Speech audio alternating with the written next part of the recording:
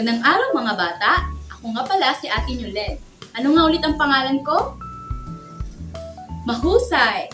So ngayon, ibabahagi ko sa inyo ang kwentong tungkol sa mga ibon dito sa Marbel. Handa na ba kayo? At ang pamagat ng ating kwento ay si Bobby at ang matataas na poste. Isang kwentong tungkol sa pagmamahal sa kalikasan. Isinulat ni Jewel May Atangan, Lixa Jane Catedrilia, Angelica Fajanoy, Rosel Lupe, Christian J. Medicilo, Jenaline Tuazon, and Angela Quinton. At iginuhit ni Jewel May Atangan. Sa malayong kagubatan, maraming makukulay na ibon ang nakatira. Mahilig silang umawit sa matataas na puno. Isang araw, dumating ang maiingay na makina. Isa-isang natumba ang mga puno, natakot ang mga ibon. Dahil wala na silang mga puno, napag-isipan ng mga ibon na lumipad at maghanap ng bagong tirahan.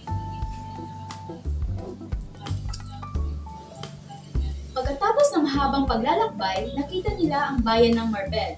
May matataas na poste sa gitna ng bayan. Dumapo sila sa mga poste, pero matigas at malamig ang mga poste. Hindi ito tunay na puno, nalito ang mga ibon. Nilapitan ni Bobby at hinawakan ang mga poste at nalaman niya na hindi pala iyon puno. Sa Marbel, may mabait na aso na si Dodoy at mausisang pusa na si Kakay. Napansin nila ang mga bagong ibon.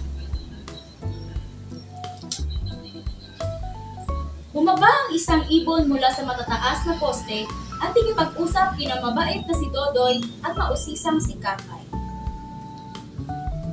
Nakinig sina Dodoy at Kakay sa lahat ng sinasabi ni Bobby kung bakit sila napunta sa bayan ng Marbel. Hinikayat nila Dodoy at Kakay sina Bobby na maaari silang manatili sa Marbel dahil mahal ng mga tao ang mga hayop at ang inang kalikasan.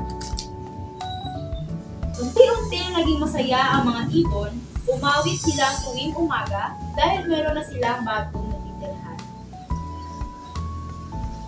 Nagtanim pa ng mga mas maraming puno ang mga tao sa Marbel. Nadagdagan ang mga puno at mas naging luntian ang paligid. Masaya si Bobby dahil may bago siyang kaibigan at bagong natitirhan. Kahit namimiss nila ang Borneo, nakakakita sila ng kabutihan sa Marbel. So nagustuhan niyo ba mga bata? Okay. So lagi niyo lang tatandaan na ang mga puno ay tahanan ng mga hayop at dapat nating alagaan ang kalikasan. Kapag inaalagaan natin ang kalikasan, inaalagaan din natin ang ating mga kaibigan. At dito nagtatapos ang ating kwento.